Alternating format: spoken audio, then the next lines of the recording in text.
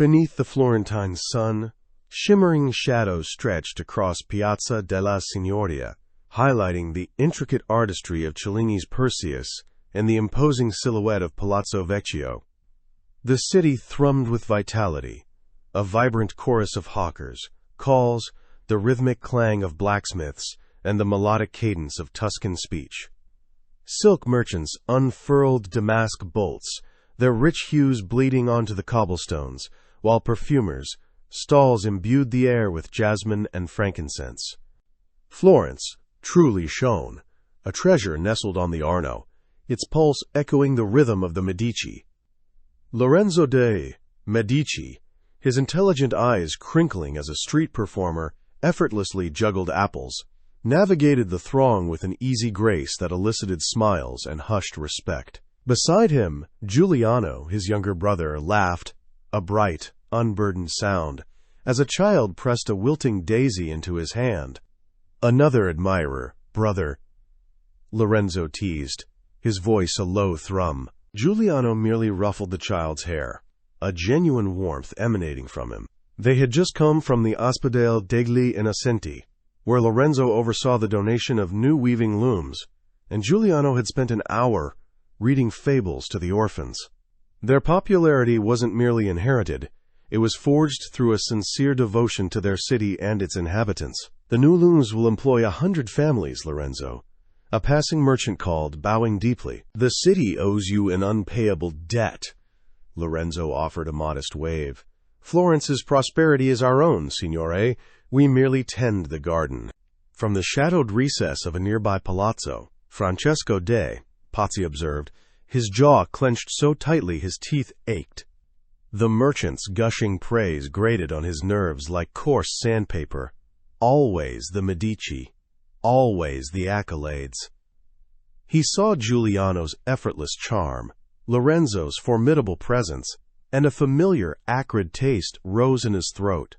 His cousin, Jacopo de Pazzi, a man whose ambition was matched only by his indolence, leaned against a column, picking a loose thread from his doublet. "Look at them," Jacopo sneered, his gaze dripping with disdain. "Preening peacocks, strutting for the commoners." Francesco's typically cold eyes now blazed with a green fire. "They reduce us to gnats, Jacopo, scrabbling for scraps while they banquet at the high table." His own family, one of Florence's oldest and wealthiest, felt diminished, eclipsed by the rising star of the Medici. Lorenzo's political shrewdness, his artistic patronage, his very existence, felt like a deliberate affront. Giuliano's inherent popularity, his athletic prowess, served as a constant reminder of what Francesco felt he lacked. "Their popularity is a veil," Francesco murmured, more to himself than to Jacopo. "A gilded cage for this city. They believe themselves indispensable." He pictured the brothers, bathed in the piazza's golden light, and a chilling thought began to coalesce in his mind. The city adored them now, yes. But what if that adoration shattered? What if the Golden City was suddenly plunged into darkness? The idea was intoxicating, perilous. He envisioned a future where the Pazzi name reclaimed its rightful eminence, where the shadows clinging to their family were scattered by a new, more formidable brilliance. It would require a daring, a finality that most men would recoil from. But Francesco de Pazzi was not most men. He turned from the window, a predatory glint in his eyes. The flickering tallow candle cast long, dancing shadows across the rough-hewn stone walls, making the hidden chamber feel both intimate and menacing. Francesco de Pazzi, his face a mask of barely contained fury, paced the small space like a caged predator. His crimson velvet doublet, usually pristine, seemed to absorb the dim light, mirroring the dark mood that consumed him. Each step was a silent accusation against the family he so vehemently despised. They flaunt their power. "Archbishop," Francesco hissed, stopping abruptly before the seated figure. "Lorenzo, with his poets and philosophers. Cosimo with his coffers. They treat Florence as their personal fiefdom, and we, the ancient families, are expected to merely applaud their grand spectacle. Archbishop Salviati, a man whose piety was as much a political tool as a spiritual conviction, steepled his fingers, his gaze unblinking. The heavy gold cross adorning his chest caught a shard of light, momentarily dazzling. "Patience, Francesco," he murmured, his voice a low, silken whisper that seemed to slither through the air. "Impatience is a sin and a weakness." His eyes, however, held a glint of shared ambition, betraying the calm facade. Around a small, scarred table sat a handful of other men. Jacopo de Pazzi, Francesco's uncle, his usually boisterous demeanor subdued by the weight of their conspiracy. Bernardo Bandini Baroncelli, a merchant whose fortunes had dwindled under Medici influence, and Antonio Maffei, a priest whose loyalty to Salviati was unwavering. The air hung thick with the scent of old parchment and simmering resentment. "Patience?" Francesco scoffed, his voice rising.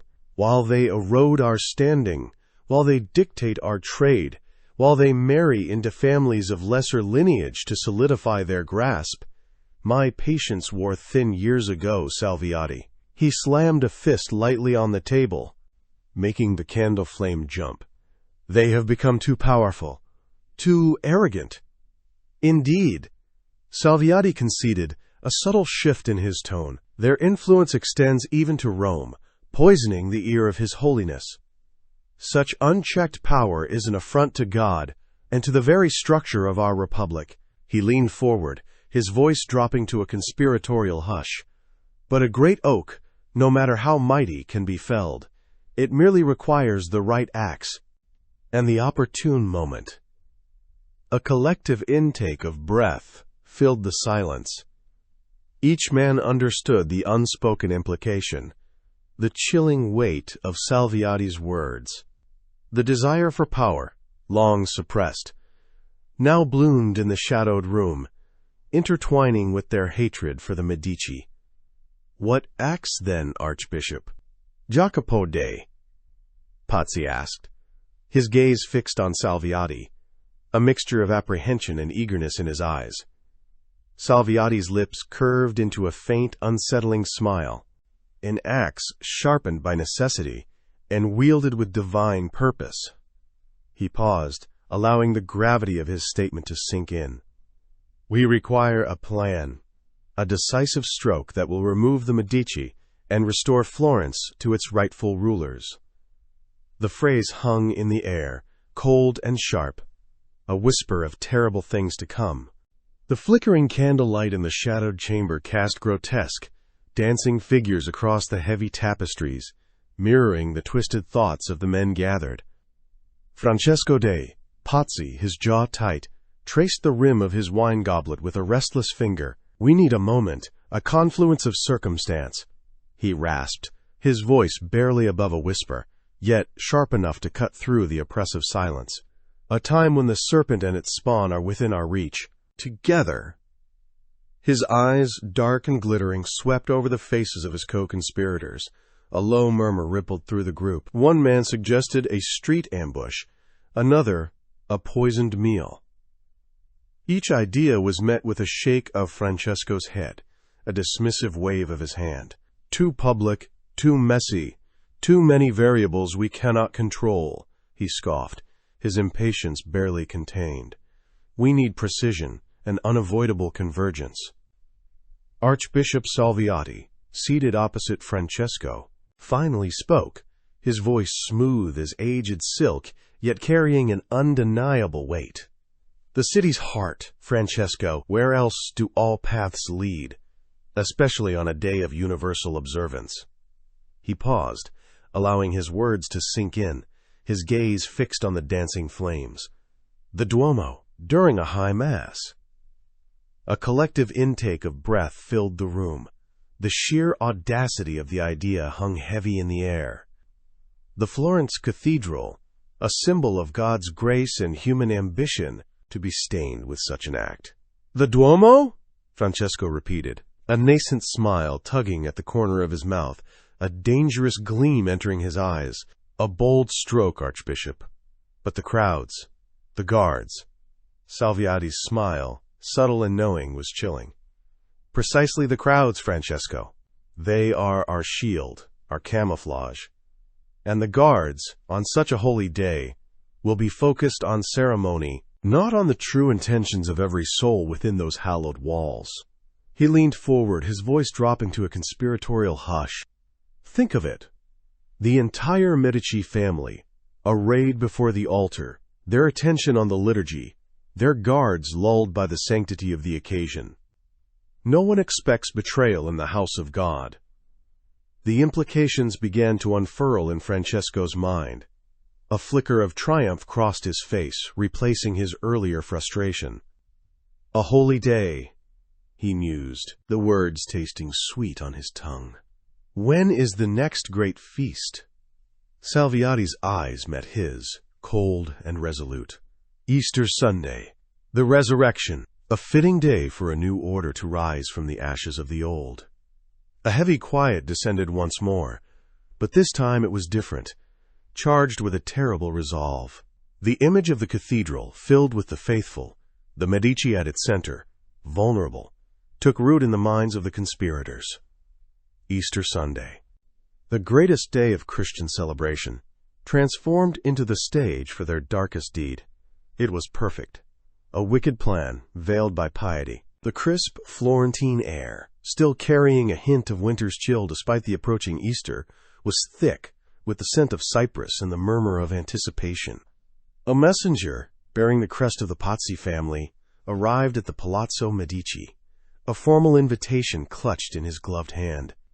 It was for a grand banquet, a pre-Easter celebration, hosted by Francesco de Pazzi and Archbishop Salviati themselves, to be held at the Pazzi Villa just outside the city walls. The invitation, penned in elegant script, promised an evening of fine wines, exotic dishes, and intellectual discourse. Lorenzo, seated at his desk reviewing ledgers, accepted the parchment with a polite nod. He read it, a faint smile playing on his lips, then passed it to Giuliano, who was idly sketching a new design for a tournament shield. A rather sudden affair, wouldn't you say, brother? Lorenzo mused, his gaze thoughtful. Giuliano, ever the enthusiast, brightened. Perhaps an olive branch? Francesco has seemed particularly cordial of late. He looked up, his eyes sparkling with the prospect of an evening of revelry. I shall certainly attend. A good feast is always welcome. Lorenzo, however, felt a prickle of unease. The Pazzi had grown increasingly brazen in their thinly veiled animosity. I confess, Giuliano, I have a sudden, pressing engagement with a rather stubborn shipment of silk from the East. Its quality demands my personal attention. He offered a convincing sigh. Regrettably, I must decline. But do go, enjoy yourself. Convey my apologies to our generous hosts. He watched his brother, a shadow of concern clouding his features. Giuliano, trusting and open-hearted, was often too eager to believe in the goodwill of others. That evening, the Pazzi villa glowed with a deceptive warmth. Inside, the air was heavy with the rich aroma of roasted boar and spiced wine. Francesco de Pazzi, his usual sneering countenance replaced by a forced smile, greeted Giuliano with elaborate cordiality. Archbishop Salviati, his eyes like chips of flint, offered a blessing that felt more like a judgment. The table was set for a company that included both Medici brothers, yet only Giuliano took his place. As the courses were served, and the conversation flowed around the genial Giuliano, Francesco's jaw tightened. He exchanged a frustrated glance with Salviati across the polished oak table. The Archbishop's fingers drummed a silent, agitated rhythm on his goblet. Lorenzo's absence was a gaping hole in their meticulous plan, a wrench thrown into the gears of their carefully constructed trap. The entire point was to eliminate both brothers, to sever the head of the Medici serpent entirely. Later, after Giuliano had departed, full of wine and good cheer, the two conspirators retreated to a secluded study. Francesco slammed a fist onto the heavy desk. He sends his younger brother in his stead. The fox is too clever. Salviati, his voice a low hiss, agreed. He suspects something, or perhaps merely chose convenience over courtesy. Either way, our opportunity has passed for this evening. We cannot risk a single kill. It would only galvanize the other. We need both. This failure demands a swifter, less predictable approach. His eyes glinted with a desperate resolve. Easter Mass, it is the only way now.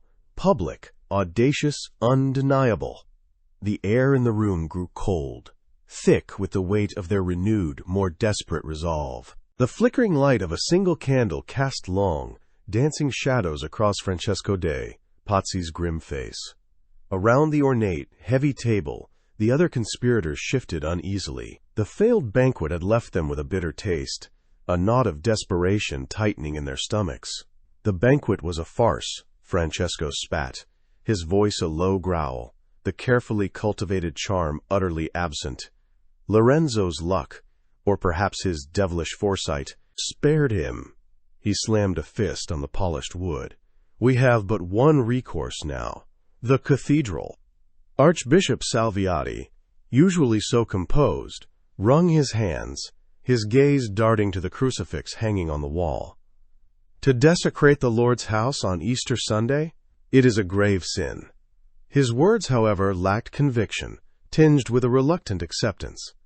The hunger for power overshadowed any lingering piety, sin, or salvation. Archbishop. It is our only path, Francesco retorted, his eyes glinting with a dangerous resolve. They will be there, both of them, exposed. The city will be distracted by celebration. There will be no better moment. A chilling silence descended, broken only by the crackle of the dying fire in the hearth. The decision, though unspoken in its entirety, was made. A grim, unholy pact forged in the shadowed room. Easter Sunday dawned upon Florence, a symphony of light and joy.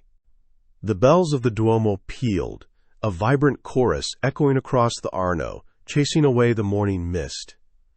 Streets, usually bustling with merchants and apprentices, now teemed with families in their finest attire, their faces alight with festive cheer. Children clutched freshly woven palm fronds, their laughter a bright counterpoint to the solemn peal of the bells. The scent of spring blossoms mingled with the faint aroma of fresh bread from the bakeries, creating an intoxicating perfume that promised renewal and hope. The city, bathed in the golden light of the rising sun, was a living tapestry of happiness, utterly oblivious to the dark undercurrent, stirring beneath its vibrant surface. Within the opulent chambers of Palazzo Medici, the mood was one of quiet anticipation. Lorenzo, standing before a large mirror, adjusted the rich velvet of his Sunday tunic. A slight smile played on his lips as he thought of the day ahead. Mass, followed by a family feast, and perhaps a ride in the afternoon. He smoothed a hand over his trimmed beard, his mind already contemplating a new poem.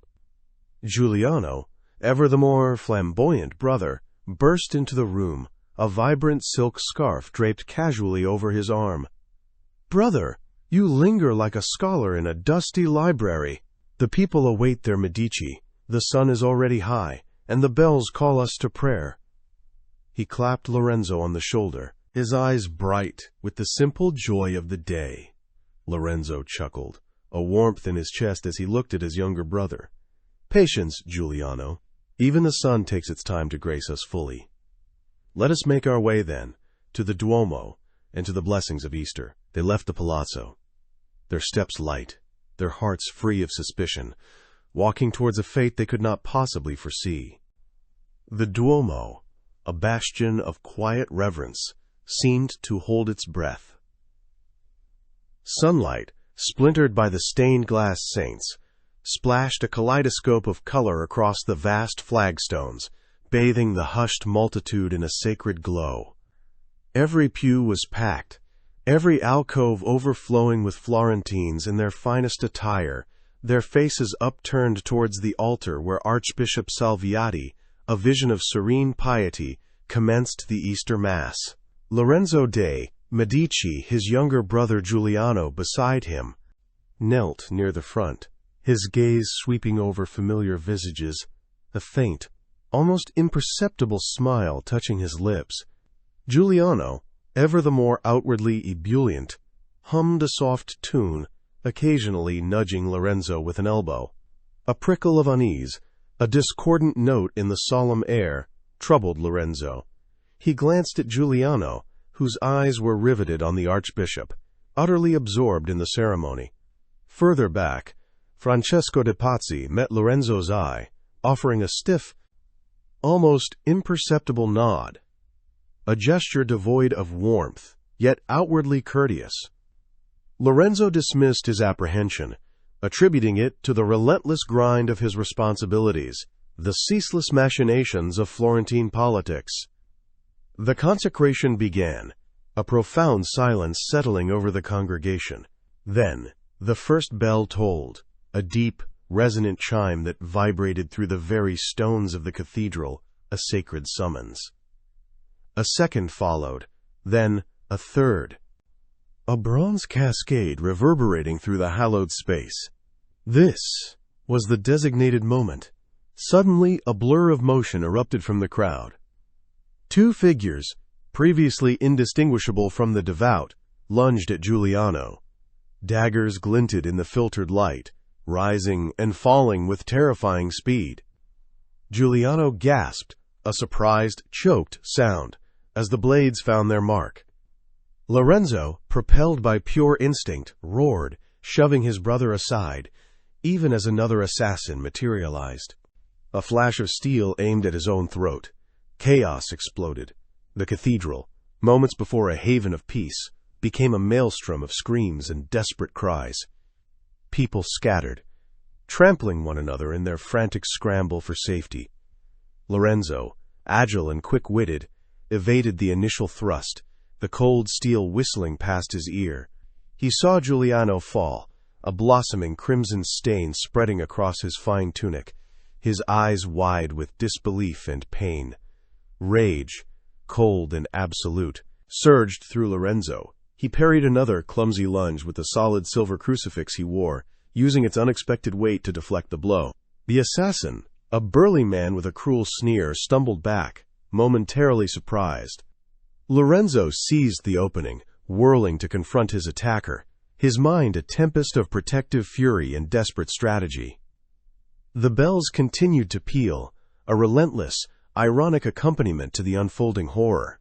The sacring bell's sweet chime was barely a memory when the air in the Duomo curdled. A flash of steel, a sickening thud, and Giuliano, his joyful face etched with disbelief, stumbled. Blood, a stark, crimson stain, blossomed across his chest, soaking the rich fabric of his tunic. He clutched weakly at the wound, his eyes wide, searching for Lorenzo amidst the sudden chaos. Two more daggers plunged, swift and merciless, into his back. A choked gasp escaped his lips before he crumpled. A vibrant splash of life extinguished on the cold marble floor. The beauty of the Easter Mass dissolved into a nightmare. Lorenzo, his own arm burning from a superficial cut, a clumsy, desperate swipe meant for his throat, roared, a primal sound of grief and fury. He saw the glint of steel aimed at him, felt the brush of a cloak, as Francesco de Pazzi lunged. He parried with a candlestick, the heavy brass clanging against the assassin's blade, a desperate, makeshift shield. His mind raced, calculating, assessing the swirling vortex of violence. He couldn't avenge Giuliano now, not here, not outnumbered. Survival was paramount, not just for himself, but for Florence. "To the sacristy," he bellowed, his voice cutting through the rising panic. He shoved a burly assailant aside, his wounded arm screaming in protest, and pushed his way through the thrashing bodies of terrified worshippers and bewildered priests. The clatter of armor, the shouts of men, the wails of women, all converged into a deafening symphony of terror. He glimpsed Bernardo Bandini Baroncelli, his face a mask of savage triumph, turning from Giuliano's prone form. Lorenzo lunged for the heavy oak doors of the sacristy, his breath ragged. Behind him, the attack continued, men falling, blood spattering the hallowed walls. He reached the threshold, pulling Father Antonio, a bewildered, trembling mess, in after him. With a desperate heave, Lorenzo slammed the heavy wooden doors shut. The thick timber groaned, then thudded home, the iron bolt scraping into place with a definitive click. He leaned against the cold wood, chest heaving, the raw pain in his arm, a dull throb compared to the gaping wound in his soul. Through the thick doors, the sounds of the Duomo were muffled, but still terrifying. The desperate cries, the clash of weapons, the guttural roars of the attackers. Then a new sound began to rise, slowly at first, then swelling into an undeniable tide. The clang of church bells ringing a frantic alarm, not just in the Duomo, but echoing across the Arno, spreading through the labyrinthine streets of Florence. The city was awake, and it was screaming. The sacristy doors burst open, revealing a chaos that quickly galvanized Florence. Lorenzo, still reeling from the brutal attack and the sight of his brother's lifeless body, found himself surrounded not by panic, but by a rising tide of fierce loyalty. Giovanni Tornabuoni, his face grim, grasped Lorenzo's arm. "My lord, you are safe, for now." Outside, the bells of the Duomo, which should have chimed a joyful Easter peal, now tolled a frantic alarm, their bronze voices echoing the city's shock. The initial confusion in the piazza gave way to a roaring anger. Whispers of "Pazzi" turned into shouts, then into a collective guttural growl that vibrated through the very cobblestones. Lorenzo, his own wounds throbbing, watched as the people, his people, rallied. Merchants dropped their wares, artisans abandoned their tools, and even the street urchins, usually quick to scatter, stood firm, their eyes wide with a shared fury. Francesco de Pazzi, blood still staining his vestments, stumbled out of the cathedral, his triumph short-lived. He'd expected cheers, a swift turning of the tide. Instead, he met a wall of seething faces. "Medici tyrants!" he shrieked, his voice thin against the rising din. "Florence is free!" But his words were swallowed by a chorus of defiant cries.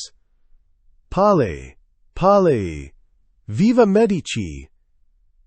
The battle cry of Florence, the golden balls of the Medici coat of arms, resonated with a terrifying force. Archbishop Salviati, his face a mask of pious horror, attempted to appeal to the crowd, his arms outstretched in a gesture of false supplication. "My children, calm yourselves. Let not this terrible day lead to further sin." His honeyed words, usually so effective, now fell flat, met with derisive jeers and flung refuse. The Florentines, ever astute, saw through his thinly veiled deceit. The chase began swiftly. Francesco, realizing the gravity of his miscalculation, turned to flee, his once proud gait now a desperate scramble. The mob, a living, breathing entity of vengeance, surged after him. They pursued him through the narrow, winding alleys, past the bustling markets, their shouts echoing off ancient stone walls. Every turn brought another face twisted in rage, another fist shaken in condemnation. Shopkeepers hurled wooden crates, women emptied chamber pots from upper windows, and children, mimicking their elders, pelted the fleeing conspirators with stones. Salviati, too, became a target. He was dragged from the street, his elegant robes torn, his pleas for mercy ignored amidst the fury. The Archbishop's intricate plan, meant to elevate him and his co-conspirators, had unraveled into a spectacle of public humiliation and terror. The streets of Florence, once a stage for art and commerce, had transformed into an arena of raw, unbridled justice. Lorenzo, watching from the safety of the Medici palace, felt a surge of grim satisfaction. Florence, his Florence, had risen. The bells of Florence, which had tolled with such terror during the Easter massacre, now rang with a chilling finality. Francesco de Pazzi, his face a mask of defiant rage, was dragged through the Piazza della Signoria, his once fine tunic now torn and muddied. "This is madness," he shrieked, struggling against his captors, his eyes darting wildly, searching for an escape that would never come. "You condemn Florence with me, Archbishop Salviati." His robes still bearing the faint scent of incense, but now stained with a deeper, more profound guilt, offered no such outward struggle. His eyes, usually sharp and calculating, were dulled, fixed on some distant, unseen point. He murmured prayers, his lips moving silently, a desperate attempt to find solace where none existed. Lorenzo watched from a balcony, his face etched with a grief that still gnawed at him, but beneath it, a steely resolve had begun to harden. The swift justice meted out by the Florentine people, their fury a raging torrent, was both terrifying and cathartic. The conspirators, caught in their futile flight, met their end not in the planned glory of a new regime, but in the ignominy of public execution, their bodies left to sway as grim warnings. The city, though rid of its immediate tormentors, was not yet whole. A profound hush had fallen over Florence, punctuated by the quiet sobs that echoed in the narrow streets. Giuliano's death was a wound that bled freely, not just for Lorenzo, but for every citizen who had admired his youthful grace, his radiant spirit. Women wept openly in the market. Men spoke in hushed tones, their eyes downcast. Lorenzo himself often found his gaze drifting to the empty space beside him, a phantom presence that haunted his waking hours. He walked through the Palazzo Medici, each corridor, each room, a fresh reminder of the brother he had lost. Yet, even in this profound sorrow, a new strength began to coalesce within him. He addressed the people from the steps of the Duomo, his voice clear despite the tremor in his heart. "Giuliano, he was the light of our house, the joy of our city." Lorenzo's voice cracked slightly, but he regained his composure. "His memory will forever be a testament to the innocence that evil sought to extinguish. He spoke not of vengeance, but of unity, of rebuilding, of ensuring that such darkness would never again cast its shadow over Florence." The crowd, initially silent in their shared grief, began to stir, a ripple of murmurs growing into a unified roar of support. The attempt to sever the Medici line had, ironically, welded them more firmly to the heart of Florence. Lorenzo, no longer just a powerful banker, but a survivor, a protector, had earned a reverence that transcended mere wealth. His vulnerability in mourning, coupled with his unwavering strength in leadership, resonated deeply. The people saw in him not just a ruler, but a brother, a son, a fellow Florentine who had bled for their city. The Pazzi conspiracy, intended to be the Medici's undoing, had instead forged a new dawn, brighter and more enduring, for the family and for Florence itself. The future, though born of tragedy, now pulsed with a renewed, unshakable promise.